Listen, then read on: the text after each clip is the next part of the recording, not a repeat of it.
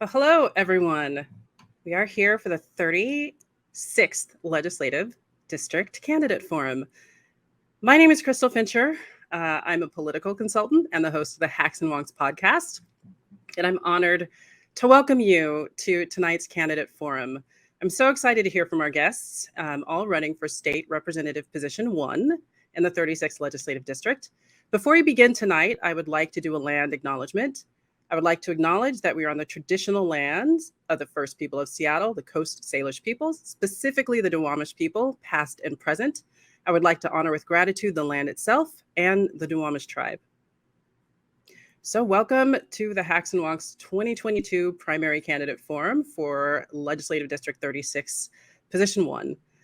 We're excited to be able to live stream this series on Facebook and Twitter. Additionally, we're recording this forum for rebroadcast and later viewing. We invite our audience to ask questions of our candidates. If you're watching a live stream online, then you can ask questions by commenting on the live stream. You can also text your questions to 206-395-6248. That's 206-395-6248. And that number will scroll intermittently at the bottom of the screen. The candidates running for 36th Legislative District Representative Position 1 with us tonight are, in alphabetical order, Tyler Crone, Nicole Gomez, Jeff Manson, and Julia Reed. A few reminders before we jump into the forum. I want to remind you to vote. Ballots will be mailed to your mailbox starting today. Ballots were mailed. You can register to vote still, update your registration still, and see what will be on your ballot at MyVote.wa.gov. So please take advantage of that and double check that everyone you know is also. I want to mention that tonight's answers will be timed. Each candidate will have 1 minute to introduce themselves initially and 90 seconds to answer each subsequent question. Candidates may be engaged with rebuttal or follow-up questions and will have 30 seconds to respond. Time will be indicated by the colored dot labeled timer on the screen. The dot will initially appear as green. Then when there are 30 seconds left, it will turn yellow. And when there are 10 seconds left, it will turn red. You will be muted as soon as time is up. I want to mention that I'm on the board for IDF, or the Institute for a Democratic Future. Jeff Manson is an IDF alum, and Nicole Gomez was the program director for the most recent IDF class. We've not discussed any details of their campaigns or of this forum. In addition to tonight's forum, Hacks and Wonks is also hosting a 47th Legislative District State Rep Position 2 Candidate Forum in South Kane County for next Wednesday, July 20th at the same time, 6:30 to 8. Now we'll turn to the candidates who will each have 1 minute to introduce themselves, starting with Tyler Crone, then Nicole Gomez, then Jeff Manson, finally Julia Reed, and we will proceed immediately to a lightning round of yes/no questions following that. So starting with Tyler Crone. Hi, I'm Tyler. I'm a global public health leader, human rights advocate, public school parent for 14 years and counting, and a mama bear of 3. I'm not an ordinary candidate, and this is not an ordinary time. The stakes are extraordinarily high. We are at an inflection point for shared prosperity and progress. We continue to live through a pandemic. We are experiencing an historic rollback of our rights, self-determination, and even our collapse of our church and state separation. COVID-19 has shown us that global health is local and public health is essential. Advancing sexual and reproductive health and rights has been what I have done throughout my career, and it is needed now more than ever with the overturn of Roe. And ultimately, I had to jump into this race as transgender kids and their families, just like mine, are being criminalized across our country. I've spent my lifetime making a difference for others, partnering with impacted communities, and centering those most impacted. And so I look forward to your questions, and I see this as the leadership our state needs now. Thank you. Thank you. And next. Everyone. Hello, I'm Nicole Gomez, and I'm a mom, an advocate, a community leader, and I'm running to be your next state representative here in the place I'm really proud to call my home and where I've chosen to raise my family, the 36th district. I'm running to be the next state representative of the 36 because I would like to help create an economy that works for everyone. And that means addressing our regressive upside-down tax code, healthcare for everyone, fully funded public education, affordable housing, addressing the climate crisis, and so much more that's important right now in the 36 and across the entire state. At age 5, I went from living in a secure house and lifestyle to quickly losing a home simply due to the illness of a parent. And from that moment, I learned everything I can to navigate complex systems. And so I've been quietly doing this work behind the scenes through my healthcare nonprofit that works on transformative policy. I currently sit on the Universal Healthcare Commission and I'm the executive director of IDF. And I look forward to talking to you more. Thank you. And now, Jeff. Hi, everyone. I'm Jeff Manson. I'm a state administrative law judge, a labor leader, and disability community advocate. And as an administrative law judge, I see every day how state laws and budgets affect people. And I'm tired of underfunded government that tends to prioritize the wealthy and corporations over working people and the most vulnerable in our state. And although administrative law judges are state employees, for almost 40 years, we did not have the right to collectively bargain.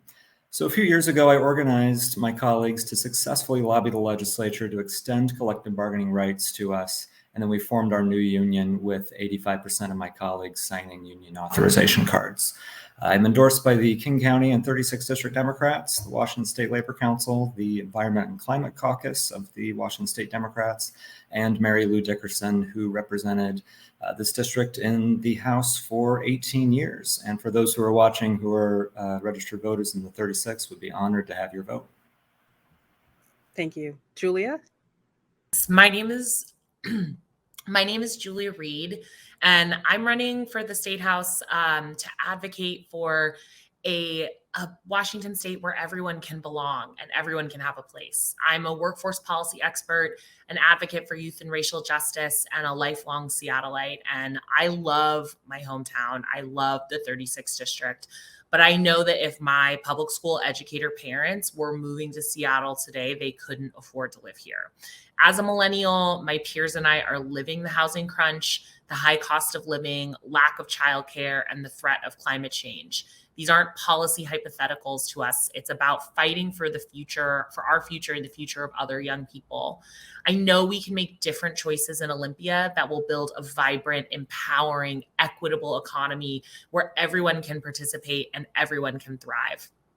As someone who bridges old and new Seattle, I want to help create a future of shared prosperity and possibility for generations to come. And I'm excited to get your questions.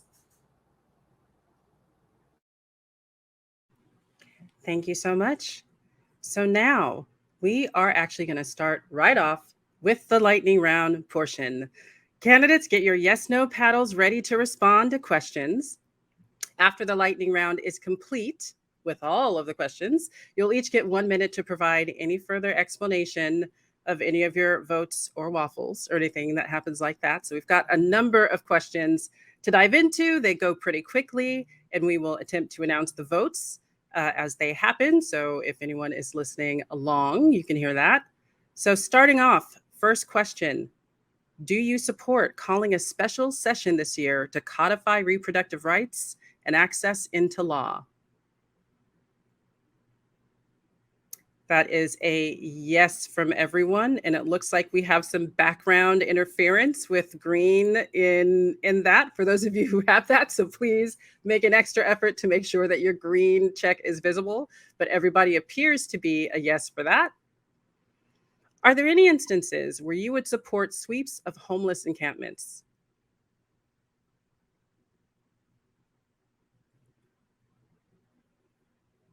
I see Nicole Gomez, Julia Reed, and Jeff Manson have said no. Elizabeth Tyler Crone has said yes. We'll move to the next one. Would you vote to end single-family zoning to address housing affordability? I see that. I see Nicole Gomez and Julia Reed have answered yes. Jeff Manson, Elizabeth Tyler Crone have answered no. Would you vote to end the statewide ban on rent control and let localities decide whether they want to implement it? Everyone has answered yes to that question. Would you vote in favor of Seattle's, or will you vote in favor of Seattle's Social Housing Initiative 135?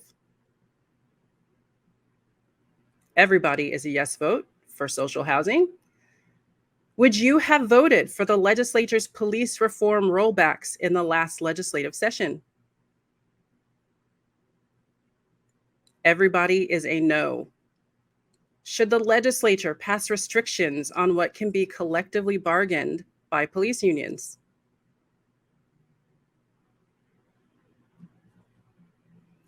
It's taken a long time to get those yes and no's up.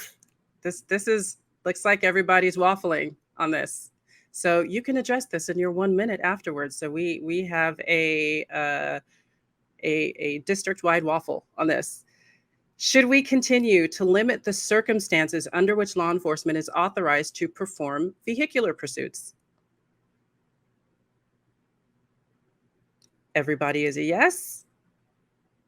Do you support a state law that would remove obstacles like qualified immunity when suing police officers for violating a person's civil rights?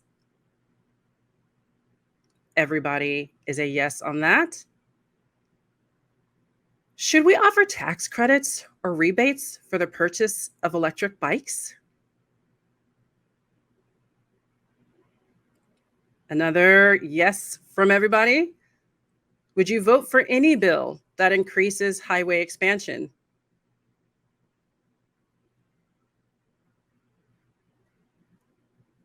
Nicole Gomez is a no, and the only one to answer definitively so far. Julia Reed says no, and Jeff and Tyler look like they have a more nuanced answer to this.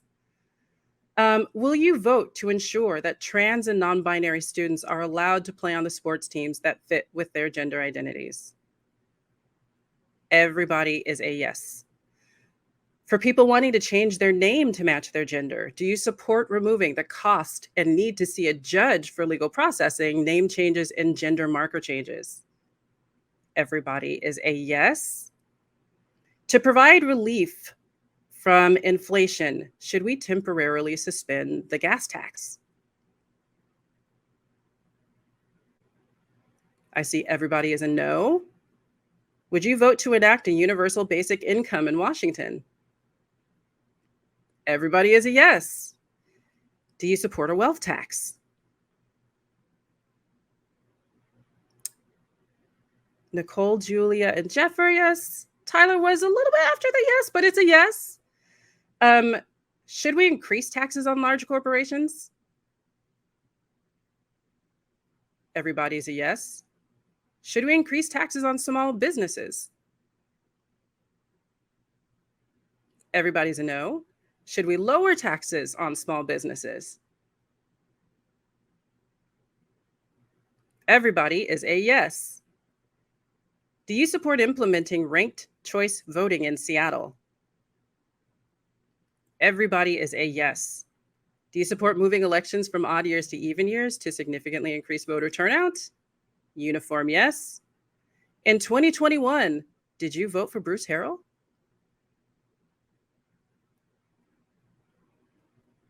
We've got 3 no's, except from Julia Reed, who just came in with a no. In 2021, did you vote for Lorena Gonzalez? We have uniform yeses.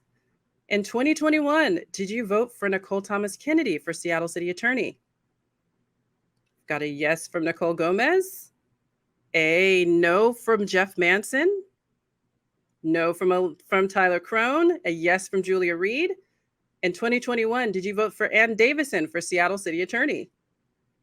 Nicole Gomez, Tyler Crone, Julia Reed, and Jeff Manson all say no. Is your campaign unionized? We've got uniform no's. If your campaign staff wants to unionize, will you voluntarily recognize their efforts?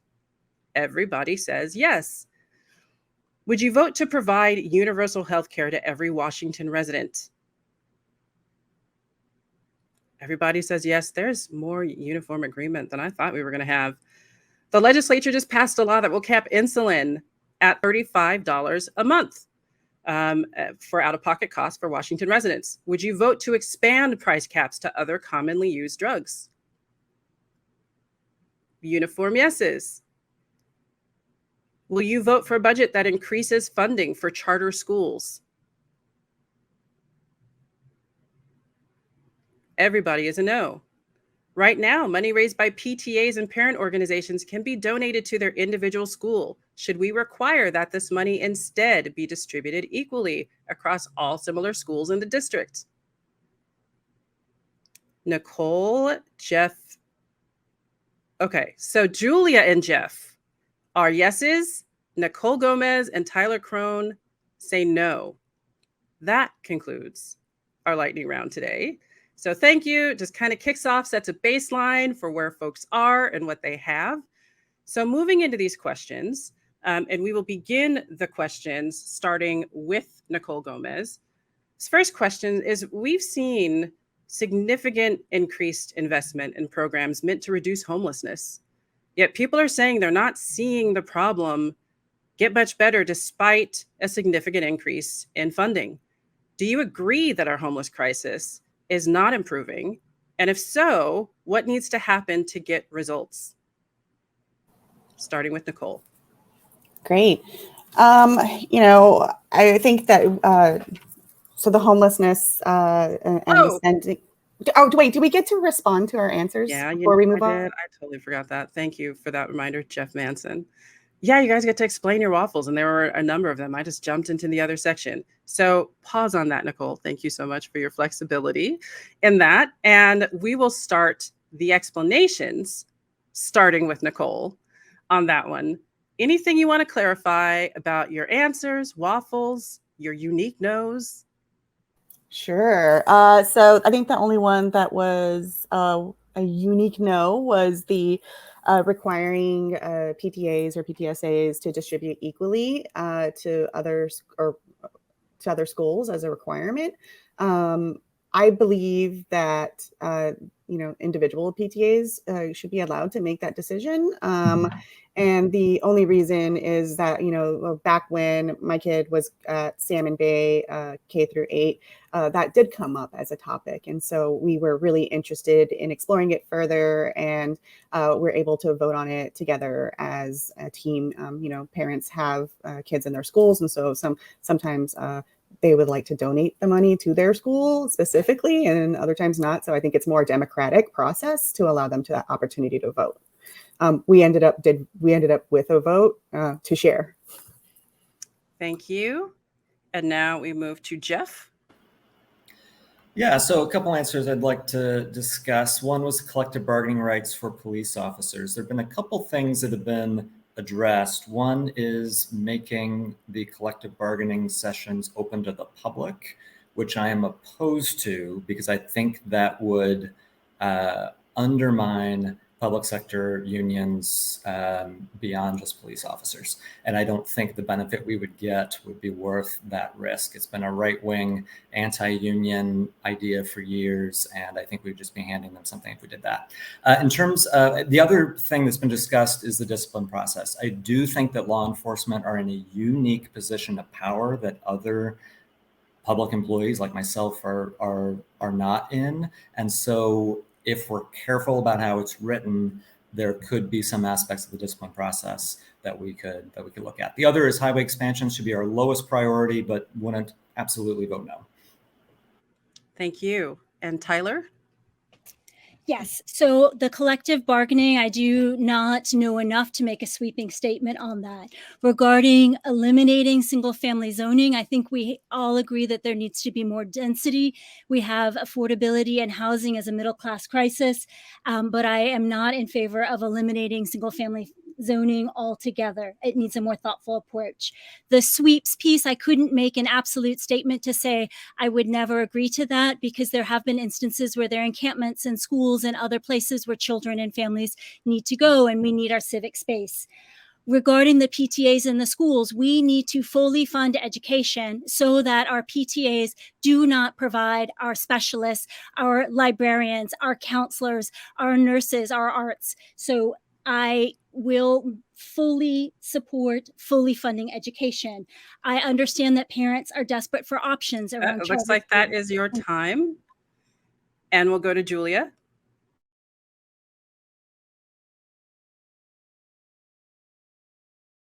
Oh, Julie, you're going to have to unmute yourself. There you go. Oh, sorry. There we go. I'm unmuted. I was just going to say on the police bargaining question, I think that, I have seen from working in City Hall the challenges and obstructions that can come from police unions and sometimes that run counter to police officers' own wishes around wanting to implement reforms. So I'd also, as someone who's endorsed by the Washington State Labor Council, I want to be sure that any actions we're making regarding collective bargaining are something that the labor community feels is right and is not going to undermine overall labor rights across the board. And I thought Tyler's answer just now was excellent on the need to fully fund public education. So I feel like I want to change my position on that question. She definitely convinced me, made a great argument. I think that fully funding our schools is essential. We shouldn't be relying on PTAs to fill in the gaps. That is the time. Thank you so much. And now, thank you for your flexibility. We are heading into the general question portion. So restating the question, and we will start this time with Jeff. We've seen significant increased investment in programs meant to reduce homelessness, but people are saying that they're not seeing the problem get better yet, despite the increase in funds. Do you agree that the homelessness crisis is not improving? And if so, what needs to happen to get results? Yeah, so I think we have, the city and the county make a lot of decisions about homelessness programs and contracts and parcel by parcel, but the state provides a lot of the funding for shelters, for tiny homes, for permanent supportive housing, for low-income housing. And I think what the pandemic in the last few years have shown is that we've underinvested in these areas in recent decades. I do think that the services and the housing options are getting better. I just think during the pandemic, the lack of housing was rising faster than the services for homeless could keep up. So I think we're heading in the right direction. I think we are slowly seeing improvements. I think we're finding models that work. I think having peer navigators start with people when they're on the streets and looking through the whole process. I think tiny house villages are a good first stop for people. I think we've relied too much on our emergency shelters as a housing option. They're great when it's sub-freezing or 108 degrees, but not as much as a night-to-night housing option. But a tiny house village is a good first stop, and the majority of people there are placed in permanent housing within a few months. And I think permanent supportive housing is the gold standard. It's permanent housing, but with mental health therapists and other social workers on site for people who can't fully live on their own. And the legislature put money in for about 2,000 more units statewide this last session, which should be coming online later this year, which is great, but it's not enough. We need a round two. Thank you so much. And now we head to Tyler. Thank you. I know that the issue of homelessness is top of mind. I was out door knocking today in Ballard, and that's the major concern. I have seen us spend a ton of money. I do not know what the results are, and we've been calling it a protracted crisis for a very long time. I think it is the moment to accelerate and strengthen our partnerships at a city, county, and state level. Coordination was one of the key takeaways from an article in the Seattle Times about what we needed to strengthen our response. One, housing is a human right. We do not currently have enough shelter to put those who are unsheltered on the streets out somewhere safe overnight. We need more immediate shelter options. Two, that long-term work towards affordable housing is critical. Right now, housing insecurity is a middle-class issue. Three, we do not have a sufficient mental and behavioral health system. That is top of mind for me, that both we need to have a place where people can go and people can be safe, but we also need to be taking care of those who are most vulnerable amongst us. And currently, our sweeps are happening without necessarily a place for people to go, and that is not okay. So circling back to an earlier point that I made. The last piece I'll make is that it needs to be a regional approach. Thank you. Thank you so much. Now, Julia. Yeah, I think that, so when I was working in City Hall, one of the things that I remember what came up in the conversations we had around the original the start of the Regional Homelessness Authority was that actually the system within the greater Seattle area is exiting thousands of people and thousands of families from homelessness every year. The challenge is that tens of thousands of more are entering homelessness every year because of the high cost of living, the shortage of affordable rental property, the stagnant wages that we experience all across our country that mean that every person is really just one medical emergency or one sudden event away from finding themselves homeless. I understand that people's frustration is that, we put money into it. It seems like it's getting worse. But I think that, we invest comparatively little in our homelessness response. If you look at like the billions of dollars we might put into roads and bridges, we don't invest a comparable amount in our human infrastructure in our state. And as a legislator, that is going to be one of my big focuses, not just housing, mental health care, but also human infrastructure like childcare, green spaces, access to healthy food. All of these things contribute to a safer, healthier community for everyone, and particularly contribute to addressing our homelessness challenge in a permanent and lasting way. Thank you. Now, Nicole? Sure.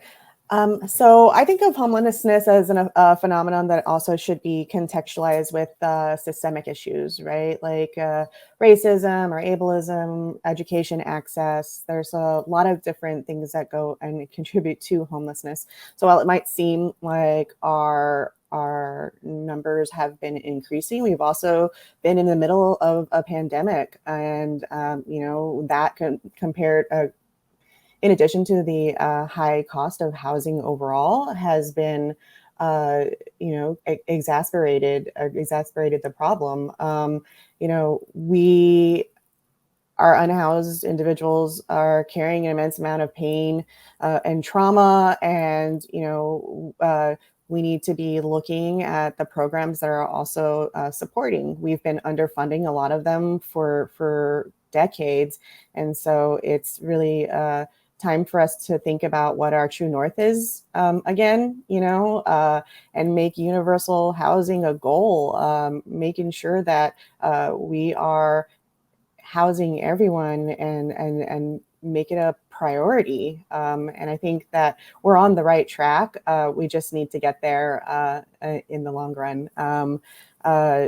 It's an issue and a problem for a really long time, and it's going to take a while to fix.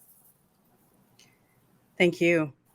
For the next question, last year, Washington experienced a natural disaster in the form of our record-breaking heat wave that left hundreds dead. Due to human-caused climate change, we're guaranteed to see more disasters like this. What will you do as a legislator to prepare our state and your district for future crises? And we're going to begin this question with Tyler.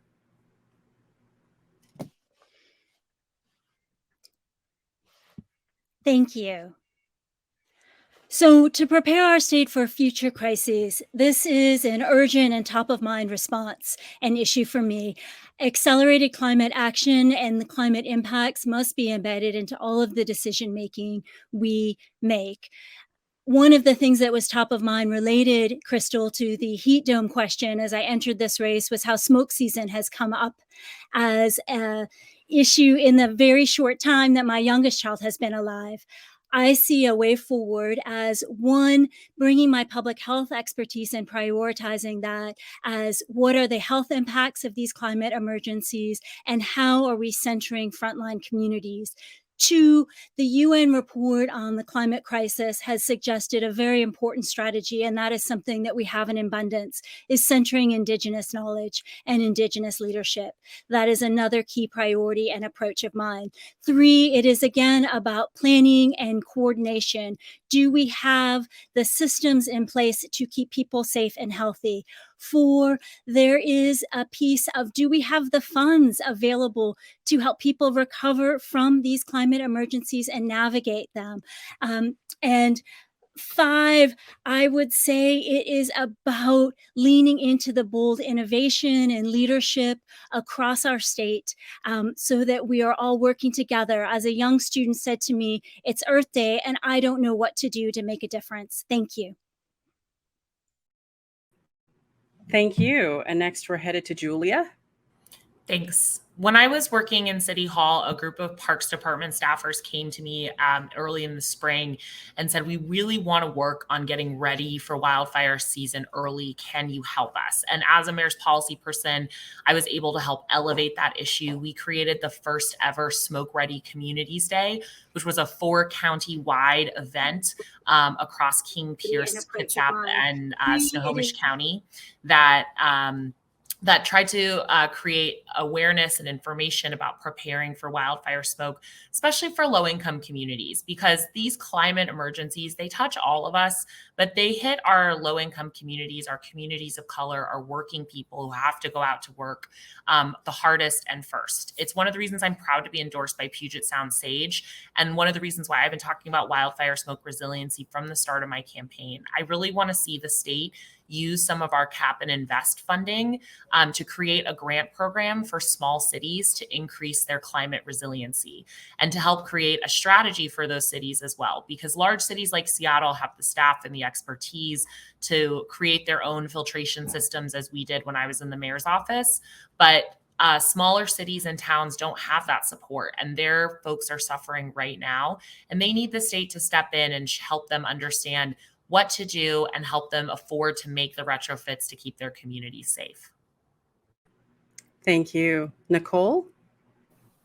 Sure. So, our communities are being attacked or being destroyed every day by the climate or impacts of climate change. And, we're seeing this in the forms of the flooding, the wildfires, droughts, and we're being threatened by the inaction that's been not taken, I guess. So I think Washington should lead on reducing the carbon emission through some more sustainable, like transportation, construction, and consumption. Also, one of the secret weapons, I've read articles, one of the secret weapons against climate change is affordable homes. And so, it's a problem that I think that if we think about it in a more holistic way and kind of look at the larger overarching systems, I think we can come up with some really good ideas for tackling our goals, our climate goals. And then also with the creation of the HEAL Act, that's just been put into place. And that's engaging community through our state agencies and being able to make those recommendations from the bottom up will really help also with that environmental justice aspect as well. So. Thank you. Now, Jeff? Yeah, I agree with what everyone else has said. I would just add, in addition to smoke season that we have now and the heat waves, which are going to be more common. We also have a water crisis that's coming, and that's both our drinking water, it's our agricultural water, it's our hydroelectric power. So we need to be preparing for not only the disasters we're already experiencing, but the ones that we should be anticipating 5, 10, 20, 30 years from now. And we also need to keep leading on preventing these worst outcomes. Washington, the good news is Washington State has been a leader among states and among countries in terms of pushing our pro-climate policies to reduce our carbon footprint. The bad news is it's not enough. Even if every jurisdiction in the world copied exactly what we're doing, they're not going to meet. None of us are going to meet our climate goals of having cutting in half our carbon emissions by 2030 and even more by 2050. So we had some low-hanging fruit this last legislative session. We had electric vehicle subsidies, which we can bring back, also support the electric bike subsidies, redoing our building code to promote electricity over natural gas. There was also a bill to include climate effects in the Growth Management Act comprehensive plans. So it's an easy low-hanging fruit to pick up next session, but we need to keep investing in green infrastructure and clean energy to prevent the worst from happening. Thank you very much. Our next question will be an audience submitted question. Pat in Greenwood wants to know, what actions can the legislature do to protect reproductive care? With the Dobbs decision and coming down from the Supreme Court, but our right already codified in state law here, but a constitutional amendment seems unlikely given the makeup of the chambers. So what actions can happen to protect reproductive care? And we are going to start with Julia. Yeah, I think that I want to just push back a little bit against the concept that a constitutional amendment is unlikely. I think that it'll be challenging. Maybe we can do income tax and reproductive rights in the same push. But I think that we have to start thinking about a constitutional amendment. Our rights are legally protected, but that law is only as good as long as we have Democratic majorities in the legislature and a Democratic governor, and that could change. And I don't feel comfortable leaving our rights up to that kind of risk, especially not in this day and age. I also think another thing we can do is in Washington state, we have legally protected access to abortion, but in many parts of the state, there are no accessible abortion clinics, and hospital systems have merged with Catholic hospital systems that restrict access and information about abortion. So there are people in Washington state who have legal access to abortion, but they lack actual access to abortion. I think it's really critical that we ensure that we're regulating state hospital mergers and Catholic hospital mergers to ensure that everyone's access continues to be protected in our state. And I also think helping to support and create funding for people who may be coming here from other states. I want to applaud the governor's work limiting the state patrol's ability to be pulled into investigations of people coming to seek abortion care in our state. Thank you. Nicole?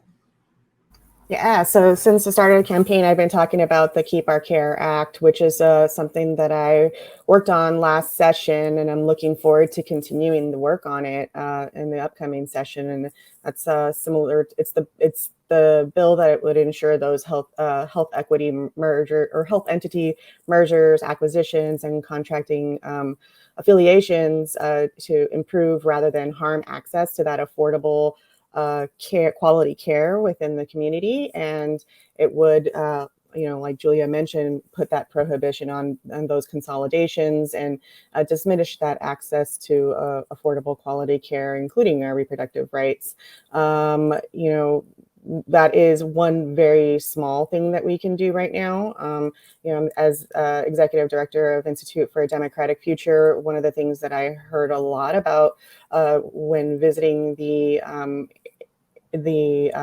neighboring, like the areas along neighboring states like Idaho, was that we're going to need additional funding for those health providers that are right along the border there in order to appropriately have that intake of potentially new patients coming into the state to seek care. And so that's something I look forward to continuing to work on in the future. Thank you. And Jeff?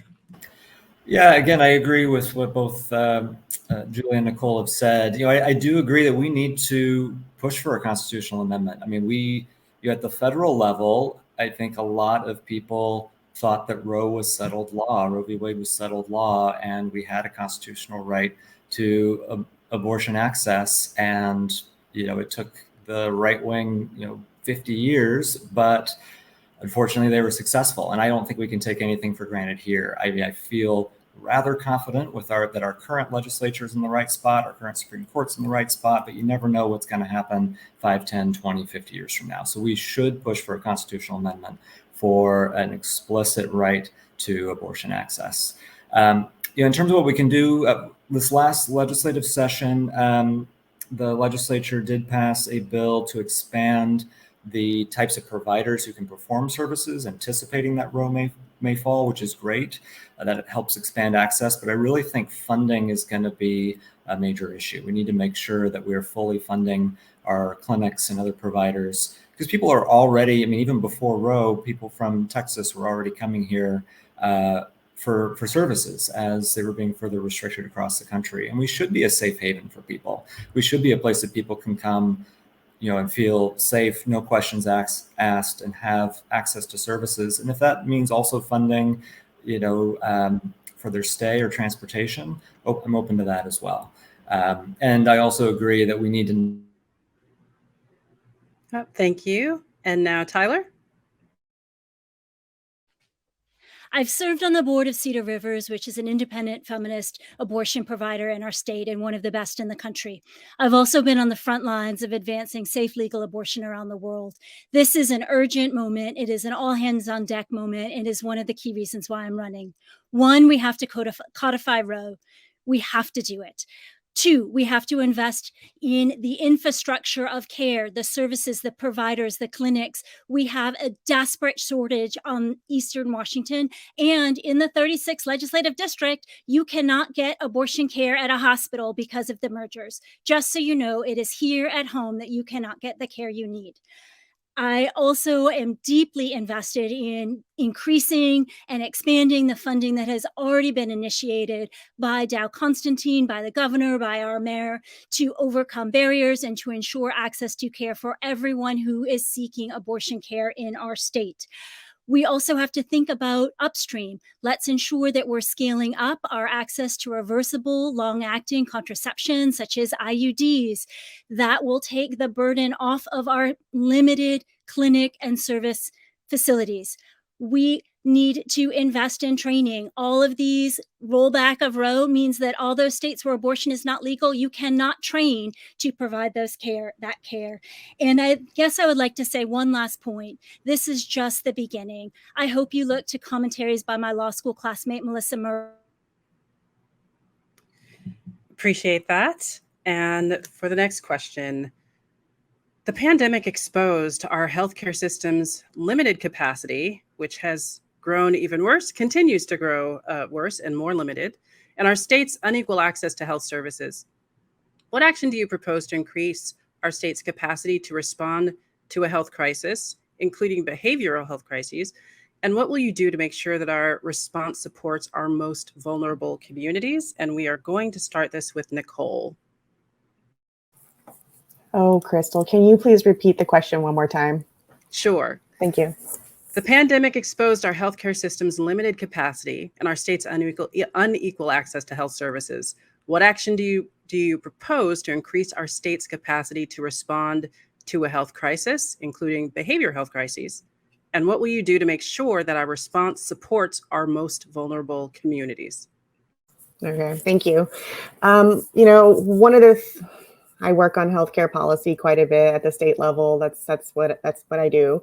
And so one of the things that we have done to help, increase access to medical care has been like this last session, we got additional funding to help cover our undocumented population, and we're seeking additional funding for that. So that was something that was done during the pandemic because we saw the huge inequities in the way medical coverage and care is provided. I've been working on the Universal Healthcare Commission. I was appointed by Governor Inslee there. And so we are in the current talks of trying to figure out what the nuts and bolts of a comprehensive healthcare plan for Washington State would look like. And I just dropped my little thing. So at any rate, we're currently in the process of doing that right now to ready the state for a potentially single payer program. And that's something that my nonprofit has been working strenuously on. And I'm hoping that by being there as an elected official, I'd be able to continue that work in a different capacity. Thank you. Jeff? Yeah, I support universal healthcare, universal coverage, health insurance coverage. Ideally, the federal government would take the lead on this, but we can't and shouldn't wait for the federal government to get its act together and need to do it here in Washington. I supported the creation of the Universal Healthcare Commission, and I want to give a shout out to Nicole for all of her great work on this issue. If elected, I'll be relying on her on healthcare access issues. We need to take the lead here, and if the federal government maybe could follow our example in how we set things up here. But we don't just need health insurance coverage. I do Medicaid hearings as an administrative law judge. These are people who are covered by Medicaid, which was expanded under Obamacare, which is great. But often there are not sufficient providers for a lot of different types of services, including behavioral health services. Often, I think they would say the reimbursement rates aren't high enough to be able to cover people. So we need to not just provide universal coverage, we need to be providing the funding so that the actual services are available for those with insurance coverage. So it's attacking it from all angles, and really it comes back to, are we going to raise progressive revenue through progressive revenue sources in order to fund the services that people need and deserve? Thank you. Tyler? First, I want to start with where you started. The pandemic exposed. The pandemic is not over. We need to be learning from where we fell short, what we did right, what we do better next time. That is the first pillar of continuing to navigate and recover from COVID-19. Too many of us are sick. Too many of us have had our lives disrupted. A key piece of this for me is bringing that pandemic expertise coupled with investment and fortification of our public health systems, our public health leadership, and our public health infrastructure. A next piece of me that is for me that is top of mind is about how are we taking care of those who keep us healthy. We have an incredible nursing staffing shortage in our state. Our healthcare workers are exhausted and overstretched, and we need to keep that top of mind if we're thinking about how we're navigating a crisis and who takes care of us. Likewise, we have frontline responders who are overstretched, such as our firefighters. I'd like to make sure those stay top of mind as well. I think the piece that I will close with here is how I would legislate and how I lead. I lead from behind, centering those who are most impacted. A key question you asked is about how would those who are most vulnerable not be excluded? They would be partners in the solutions. Thank you. Thank you very much. Julia? I'm really proud to just recently have been endorsed by SEIU 1199 Northwest, which represents thousands of nurses and behavioral healthcare workers all across the state. It's an honor after all of the work that they've put in to keep us safe, that they put in to keep us safe every day, to have their support in this race. And we talked about two things in the endorsement process. One is the essential need for safe staffing.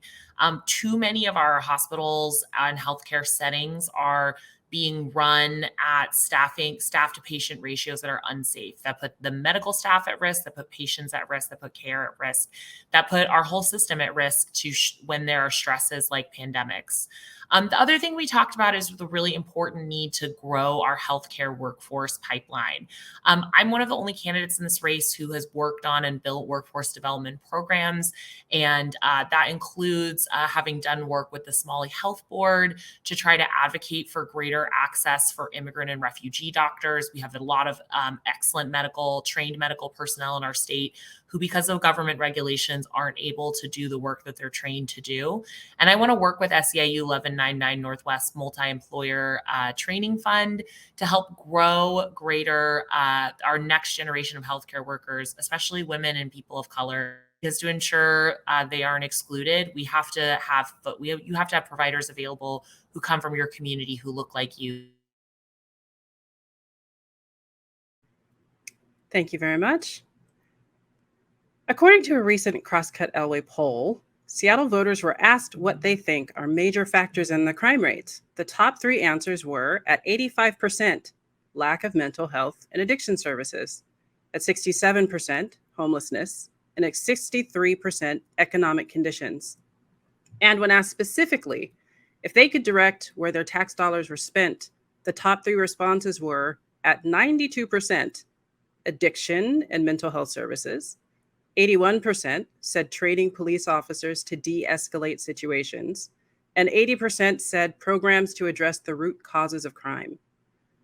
Given that the legislature has already voted to increase public safety funding, largely devoted to policing and prisons, do you feel that we should increase funding for behavioral health resources, non-police intervention services, and rehabilitation services before passing further increases for police spending? And we will start with Jeff.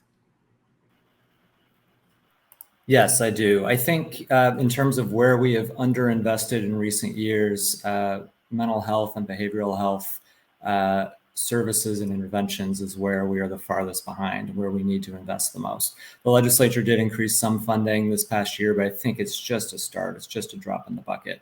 And I was trying to type out the numbers, and I'll have to look it up later. And I think I generally agree with the respondents to the polls. I think mental health and addiction is a major contributor to criminal activity, and we need to make sure that we have these services available, and that we are directing people who enter the criminal justice system into services when they're properly identified to need those services. Drug court is a huge success.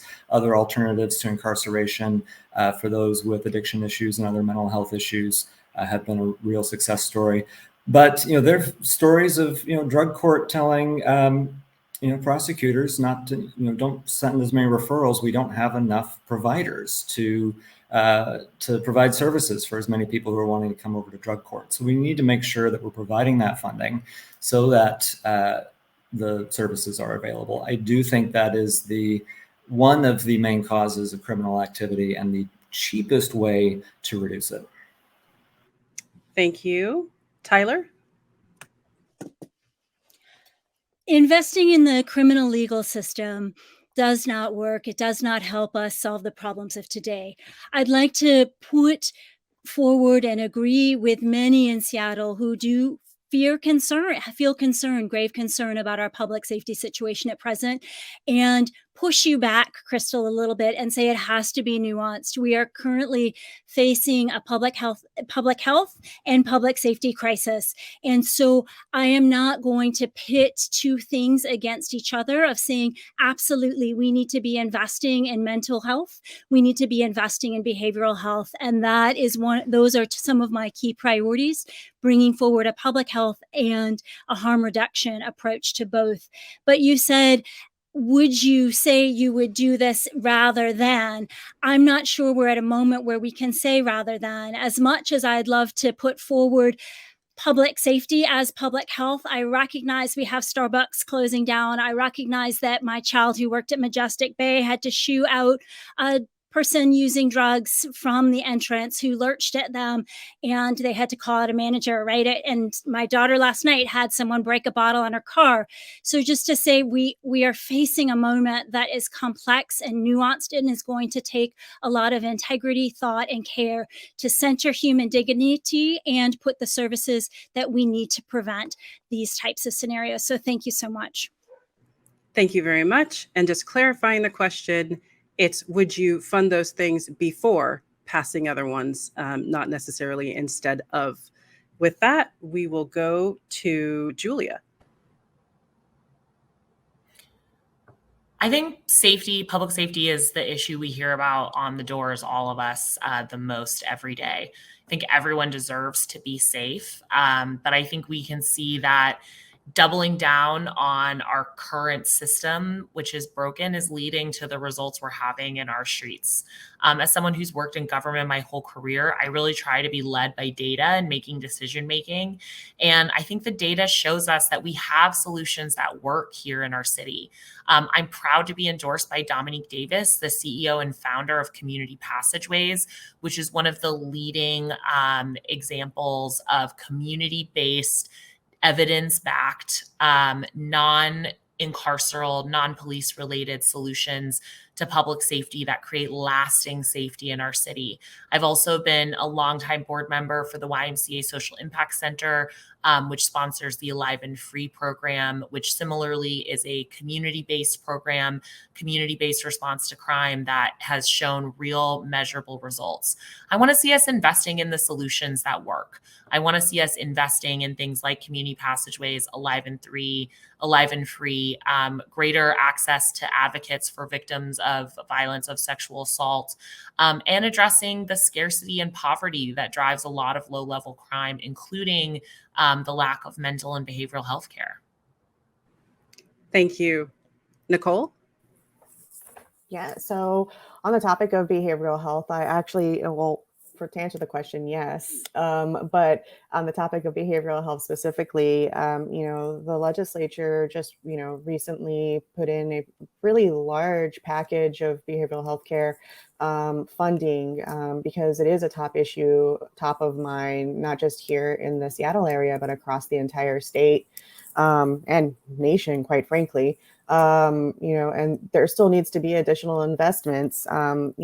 This past session, something that I'm proud to have helped pass was this budget proviso that, one of the local nonprofits came to me and said, "Hey, can you help with this?" And we ended up passing a proviso for a pilot program that mental health providers were coming to them and saying, "Hey, I would love to volunteer my time, but there's no way that we can figure out how to pair patients with providers. There needs to be a screening process that's easy for us to manage." And so we helped pass that through. So it's a pilot in King, Snohomish, and Pierce. And, with kind of innovative ideas like that, if it works, I mean, let's see if we can continue to do it, especially now that we have telehealth, that could potentially help get providers across the state, specifically in the areas where there's a lack. There is a huge lack of mental health providers statewide. Thank you very much. And with that, it's 7:30. It is a hot evening. There's a lot going on. We are going to take a quick 2-minute break just to give people the chance to grab some ice, refill water, do whatever you need to do. So we will start that 2-minute countdown now, which goes by pretty quick. So we will start that break and then be back shortly. Excellent. So it looks like we are back. I'm waiting for, there we go. We're all back. So this next question is a combination of two. A combination of a pre-existing question and one sent in from a viewer. Starting off, Washington's facing a housing affordability crisis. Lots of conversation about ending exclusionary zoning, making further investments in the Housing Trust Fund, but also balancing concerns of different constituents. One in particular writes in citing a King 5 story where Seattle has lost 11,500 rental property units in the past year, mostly smaller locally owned properties, according to this and suggested by the King 5 article. They're wondering if you're going to pursue similar regulations at the state level, which they feel greatly disfavor and disincentivize mom and pop landlords. So that's question one. And question two, in addition to what you plan to do for landlords or not, what needs to happen to address this housing affordability crisis beyond expanding zoning and investing in the Housing Trust Fund? And we are going to start with Tyler. Thank you. So I think that the first question piece was about these smaller landlords and what are we doing to find strategies that work. I think that we are at an extraordinarily difficult moment because, one, we're facing a homelessness crisis that will only be exacerbated when we lift an eviction moratorium. This eviction moratorium is placing a disproportionate burden on some of these small landlords who are an important part of the solution. And so what I would look to do would be to, one, bring these stakeholders around the table to see where have our actions had unintended consequences. Are they, that article, Crystal, I just saw it on Twitter before we hopped on, where we're losing critical space, where people are selling their units and yeah, it is impacting our housing availability. So one, that partnership with landlords looking for practical solutions, exempting small landlords from some of these onerous regulations. Two, that piece of affordability, we have to be finding smart ways forward around density, around building with that urban village model, increasing density along our secondary arterials, and seeing it as a strategy for inclusive, safe, healthy neighborhoods. Thank you. Julia? Yeah, it's hard for me to speak to that specific article without having read it and dug into the data a little bit more. Like I said, I like to be driven by the data, and I know sometimes television news can create packages for clicks as opposed to kind of things that are more nuanced. I am very concerned about the loss of rental property in our city and the lack of affordable rental property. The University of Washington researchers just put out a book that I've been deeply reading for this process called Homelessness as a Housing Problem. The thesis is in the title of the book. And one of the things that they identify is that the lack of affordable rental property is the number one most determinative factor in the rates of homelessness in a particular area. So it's a huge concern. I'm really focused on this rising trend around LLCs and corporations buying up homes as investment properties to increase corporate profits. I want to explore what that looks like in our state and see if we can regulate that to ensure that our market can remain something that individuals can buy into for their own ownership. And that's really going to be, I think, a big focus of mine in the legislature. Thank you. Nicole? Sure. So, like others, I have not had an opportunity to read the article that was posted, but what I would say is that this is exactly the reason why we need different options, right, for housing. Aside from being able to lift the ban on rent control or something of that nature, we also need to look at limiting predatory fees. There's other ways in which we can kind of like work through making sure that we have more affordable housing.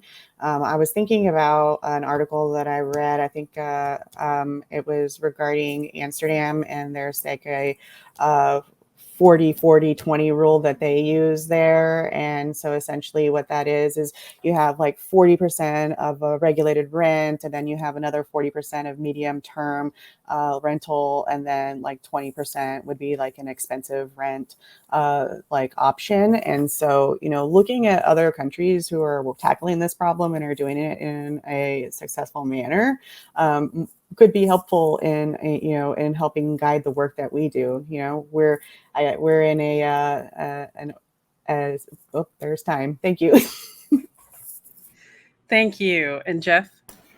Yeah, our housing affordability crisis, I think is related to a lot of the issues we all hear at the door, and I think we're all experiencing ourselves. I think, in terms of the role the state can play in that, there's sort of twofold. One is direct state investment at the lower end of the market. This would be the Housing Trust Fund, other direct investments.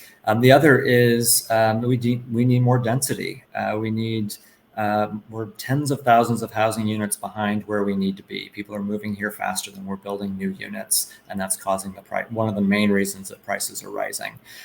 Seattle has taken steps in recent years to increase density. It could do more, but other cities in the region haven't done nearly as much.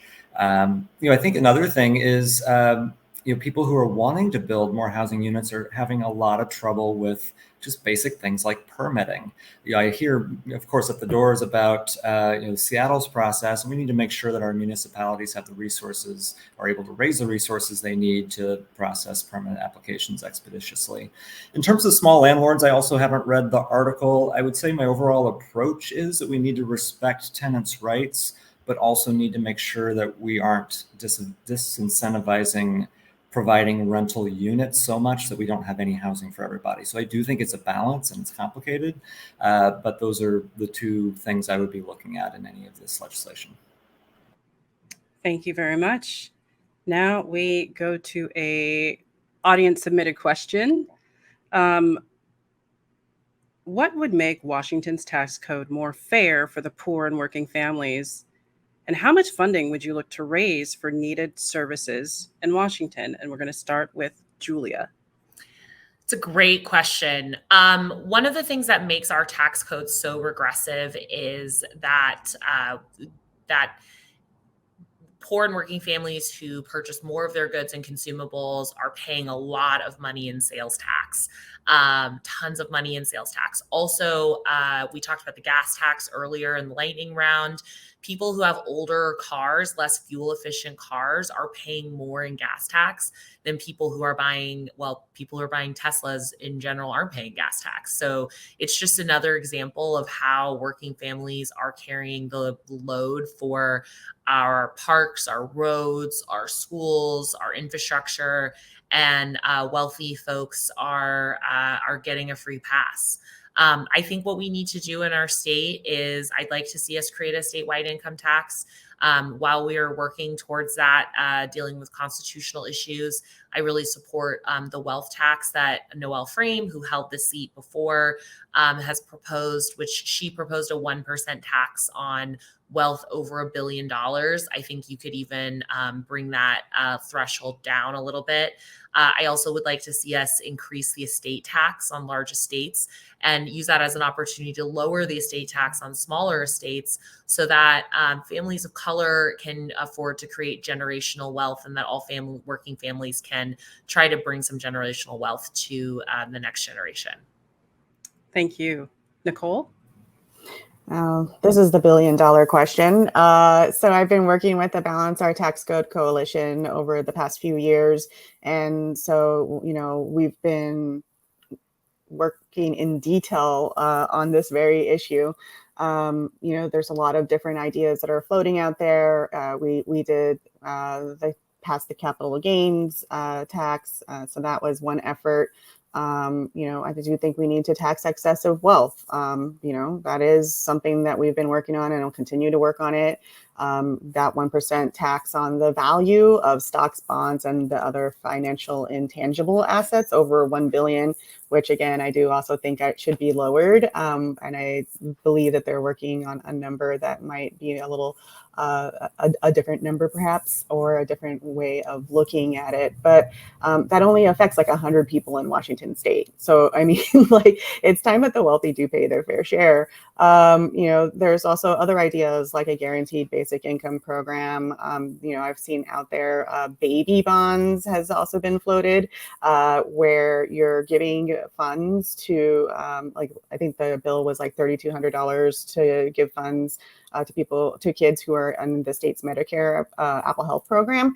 And then that money grows over time and they get it when they're an adult, which is a good way to eliminate or to address the wealth gap. And I have so many more that I could talk about this topic for hours. So thanks. Thank you. Jeff? Yes, as I'm sure this is a very informed audience and everyone's aware that we have the most regressive tax structure in the whole country. It is by far the worst. And we're really feeling it right now with inflation and the affordability crisis, the sales and property taxes that are so regressive. It's one thing I hear at the doors all the time. So I support capital gains tax and am cautiously optimistic our state Supreme Court will find it constitutional. Same with a high earners income tax and a wealth tax. We need to be pursuing all of these progressive revenue sources. Once we raise enough money to fund the services that we say that we need, then we could provide some relief from the more regressive taxes. The second part of the question was how much more revenue do we need? I don't know if I can put a number on it, but it's definitely in the billions, like billions and billions. I mean, think about all the things that we've all been talking about. We mostly agree on that we need.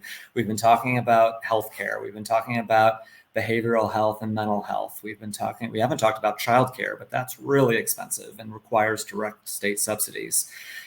We're talking about low-income housing and housing trust fund and permanent supportive housing, and fully funding education. I mean, all of these things cost money besides the basic government services that we already have, often which are not acting at full capacity. So we have not enough revenue, and the revenue that we have is being collected too regressively. So we need more. Thank you. Now, Tyler. Thank you. My approach to this question, which is a critical question, is that we need to be closing corporate loopholes. We need to put our weight behind a move to an income tax. And I would like to see that income tax ultimately reduce our sales tax or move us away from sales tax, which I think Julia made a really good case of how that disproportionately impacts working people and people with less income. I am also very concerned about how our property taxes are affecting our seniors, our single moms. It's a concern that's raised to me time and again at the doors of how do we manage this and provide the supports we need with such an upside down tax structure. A question that has been raised to me when I've asked it to colleagues is about a wealth tax. Will people move out of state? Is that something that we need federal leadership around, or is it something that Washington can lead on? That's an outstanding question for me. But I just want to underscore the critical need to fully fund our schools, to increase our investments in making high quality childcare and a strong start in life available that we have. And we see, as we've talked about throughout this call, a need to lift kids out of poverty and a need to really reinforce our behavioral and mental health systems and services. Thank you. Thank you. You just talked about childcare a bit, Tyler, and Jeff, you were a little bit prescient in saying we haven't talked about childcare yet, but this question is about childcare. We are experiencing a childcare crisis. It was already out of reach for many Seattle families, exceeding $1,600 to $1,800 a month in the city of Seattle per child for many families, and only got worse during the pandemic, with many counties in the state reporting a 40% loss of childcare providers since the start of the pandemic, causing costs to rise even further and access to lower and become even harder. What can be done specifically to make childcare more affordable and more accessible to all parents in Washington? And we are starting with Nicole. Yeah, so I recall even pre-pandemic, my 9 years, wait, how old is my son now? Oh my gosh, he's 12 years ago. When we first started looking for a daycare for him, there was none to be found. We actually had to find a family friend who was willing to watch him for us until we made our way through the wait list. This is something that a lot of parents have been experiencing. There's not a lot of ways where there's no discounts for multiple kids in a lot of cases here in Seattle. So you're paying that price for each child. For Washington State specifically, I think, we can look at different options, for instance, this guaranteed basic income idea, right? It's putting money into people's hands, the working families tax credit, putting money into people's hands. So there's ways that we can kind of do this in a way in which allows people to spend where they are needing it most, right? And so what would that look like? And that's something that I think a lot of people can, I think the legislature's already been looking at this for a while. It'd be wonderful if we could offer childcare for free. And that's my time again. Thank you. Jeff?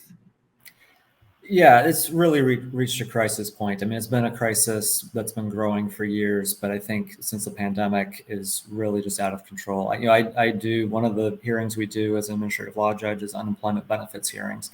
And one of the main reasons that people are unemployed is because they don't have childcare. They used to work or they want to work, but they can't because they can't find anyone to take care of their child. And daycare centers were closing down, or they had a relative who was providing care who's no longer available, possibly because of COVID.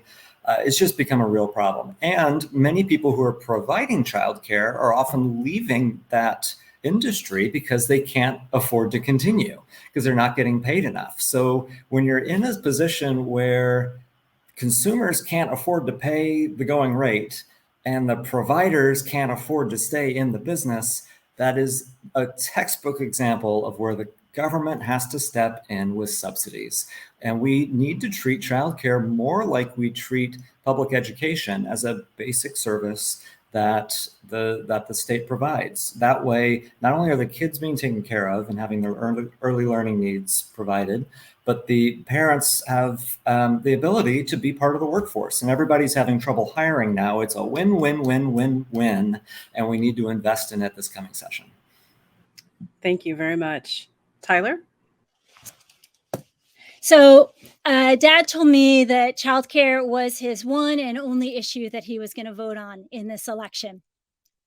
I have had 3 kids and played those childcare Olympics where you don't know if you get to go to work. You don't know what wait list you're on. You have to call. It is extraordinarily hard. Anyone who has had a kid can tell you. Nicole's nodding her head.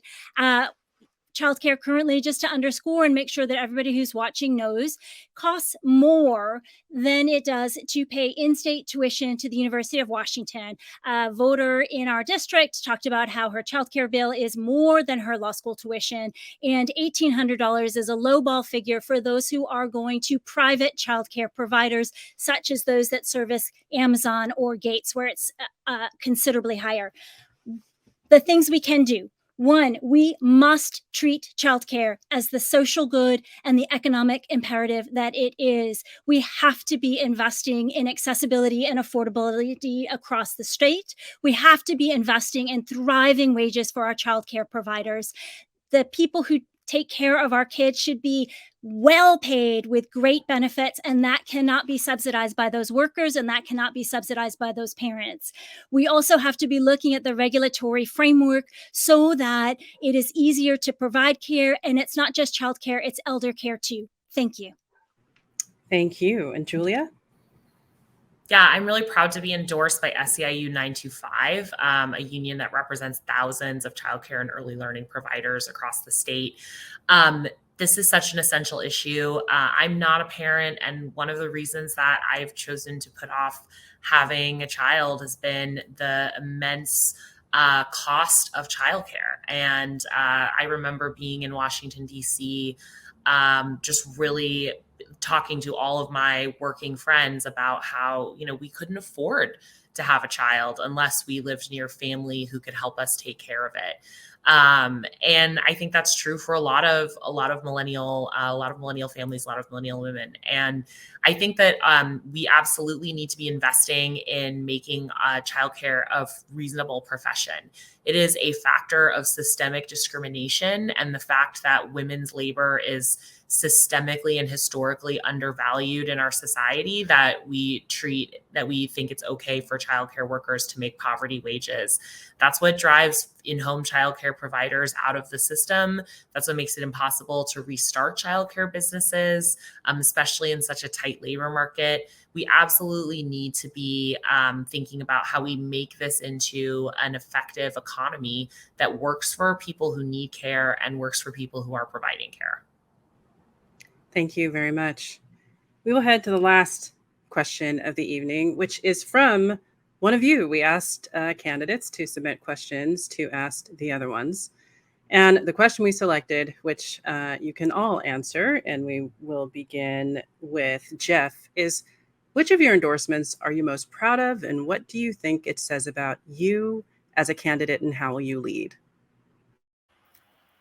Great question. Thanks, colleague. Whoever the colleague was who submitted that. I would say I'm most proud of my endorsement by Mary Lou Dickerson, who was the state representative from the 36th for 18 years. I've worked with Mary Lou when she was in the legislature and continued to know her during her retirement. during my time as chair of the 36th District Democrats. She was a true champion for the most vulnerable in our state. She's a social worker by trade, and was really, as a legislator and as still as a retired legislator, working for the most vulnerable. I'm a disability community advocate myself, and the area of law that I adjudicated as an administrative law judge is probably best described as poverty law. So she and I have really bonded over that. And I think recognizing my expertise in state government and how state laws and budgets affect people, and understanding the 36th district and the constituents. I know I was blown away when I got her endorsement, and very proud to have it. I think she knows better than anyone who's endorsed anyone in this race what it takes to be a legislator from the 36th. Thank you. Tyler? Thank you.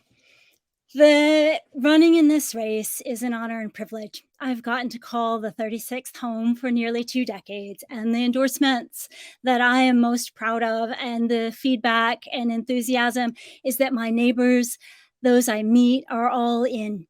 And they are excited to see me run as a political outsider, as a first-time candidate, and as someone who is going to bring global experience and expertise, life as a parent, as someone who has been in these public schools and who has been a part of the fabric of these neighborhoods, to the high stakes decisions we need. And so for me, the biggest endorsement is the folks who say to me, this is the first time I've ever given to a political campaign because I believe in how you stand up for those who have been most marginalized.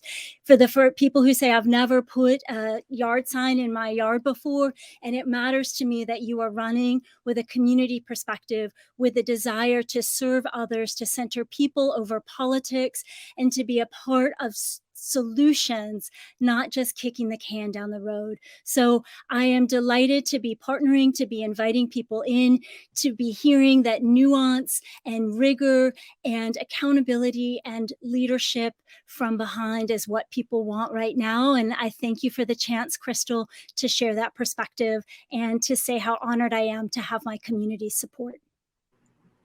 Thank you. Julia? I'm going to be really cheeky and give a few different things that I'm proud of. I'm really proud to have the endorsement of Sage Leaders. It's the 501c4 organization of Puget Sound Sage, which is an organization I've hugely admired. It's an organization of young people, people of color, who are fighting for healthy communities and for environmental justice. I think that it is a huge honor to have their badge, as well as the support of Dominique Davis that I mentioned from Community Passageways. I'm also really honored to be not only am I the fundraising leader in this race, but 75% of my $121,000 that I've raised has been in denominations of $150 or less. Our campaign is powered by over 700 donors who believe in us, and I'm extremely proud and honored to have their support.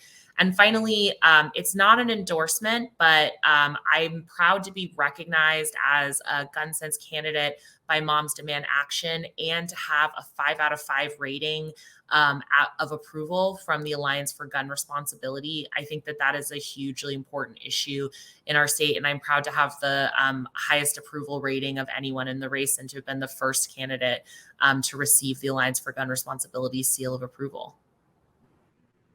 That wasn't quite an answer to the question, but thank you very much, Julia. Nicole, go ahead. Oh gosh, it's really hard to decide, but I think I'm gonna have to go with the one that was the toughest on me, and that would be Mayor McGinn, former Mayor McGinn. He has endorsed me after a very rigorous discussion about all the things that I cared about and why I was considering a run in the first place. So sorry about that.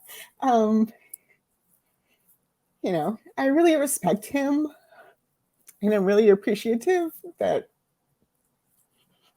he would be a constituent of mine, and I have followed his work over so many years. And, he does this work because he really cares. And I crying because he saw that in me. And he's a leader with the Sierra Club, former mayor of Seattle. He has been working hard on environmental policy and transportation and housing and all things that I care about as well. And on top of that, he's just a super cool, nice person. And that's the kind of leader I would like to be. Thank you for that. And coincidentally, former Mayor McGinn is going to be our Friday Week in Review guest on Hacks and Wonks this Friday. So tune in to that show and you'll get to hear from him. Obviously, I'm a fan of his and have learned a ton from him too. And with that, this forum comes to a close.